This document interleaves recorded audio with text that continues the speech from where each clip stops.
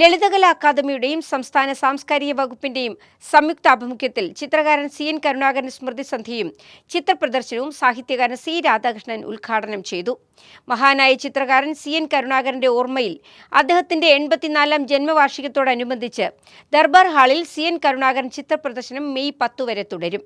CN Karunakaran അനുസ്മരണ ചിത്രപ്രദർശനം ചിത്രകാരൻ T Kaladharan ഉദ്ഘാടനം ചെയ്തു. ചിത്രകാരി ലേഖ നാരായണൻ, CN കരുണാകരൻ്റെ ഭാര്യ ഈശ്വരി കരുണാകരൻ, മക്കളായ KE അമ്മിണി, KE ആയില്യൻ എന്നിവർ സംസാരിച്ചു.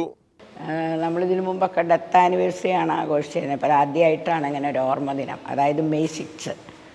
അപ്പോൾ ഇന്നലത്തേക്ക് 86 വയസ്സാവുകയാണ്, ഉണ്ടെങ്കിലും ഇല്ലെങ്കിലും. അപ്പോൾ പോയിട്ട് 13 വർഷമായി. അതിൻ്റെ ഒരു ഓർമ്മ പുതുക്കലായിട്ട് ഇന്നലെ ഒരു പരിപാടി, അതിനാണ് സ്മൃതി സന്ധ്യ എന്ന് വെച്ചാൽ സന്ധ്യാനത്തിന് എല്ലാവരും ഓർമ്മകളുമായി കൂടുന്നു, അത്ര തന്നെയുള്ളൂ. അങ്ങനെ പ്രത്യേകിച്ചില്ല, എല്ലാവർക്കും നേട്ടമൊക്കെ തന്നെ. അതെ. പിന്നെ ചില കളർ കോമ്പിനേഷനോടുള്ള കുറച്ച് താല്പര്യങ്ങൾ ഉണ്ടാവാറുണ്ട്.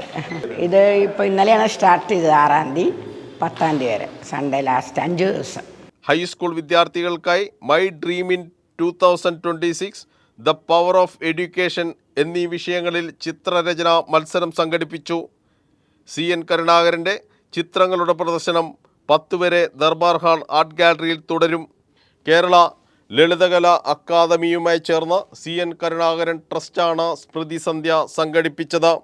ശ്രീ CN കരുണാകരൻ മാഷുടെ ചിത്രങ്ങളെപ്പറ്റി പറയുമ്പോൾ കേരളീയ ചിത്രകലാ പാരമ്പര്യത്തിൻ്റെ, അതായത് നമ്മുടെ മ്യൂറൽ ചിത്രകല മുതൽ ഇങ്ങോട്ട് നോക്കിയാൽ കേരളീയ ചിത്രകലാ പാരമ്പര്യത്തിൻ്റെ ഓജസ്സും തേജസ്സും ഉൾക്കൊണ്ട്, എന്നാൽ ഒരു മിത്തിൻ്റെയും പിൻബലമില്ലാതെ സ്വകീയമായ ശൈലിയിൽ ചിത്രരചനാ ശൈലി പടുത്തുയർത്തിയ ഒരു ചിത്രകാരനാണ് CN കരുണാകരൻ മാസ്റ്റർ എന്ന് നമുക്ക് അസന്നിഗ്ധമായിട്ട് പറയാം.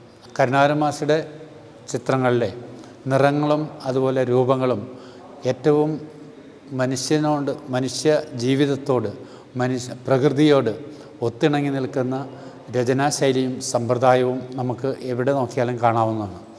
കേരളീയ ചിത്രകലയുടെ ആഴങ്ങളിലെ വേരുകളിൽ നിന്ന് ഓജസ് ഉൾക്കൊണ്ട് അദ്ദേഹം നടത്തുന്ന രചനകളിൽ ചിത്രകലയുടെ അമൂർത്ത ഭാവങ്ങൾക്കപ്പുറം കുറേ കൂടി സഹജമായ മനുഷ്യരുടെ അടുത്ത് നിൽക്കുന്ന ഭാവനകളും ആർക്കും സൗഹൃദം തോന്നുന്ന രൂപഭാവങ്ങളും നമുക്ക് ഈ ചിത്രങ്ങളിൽ കാണാം.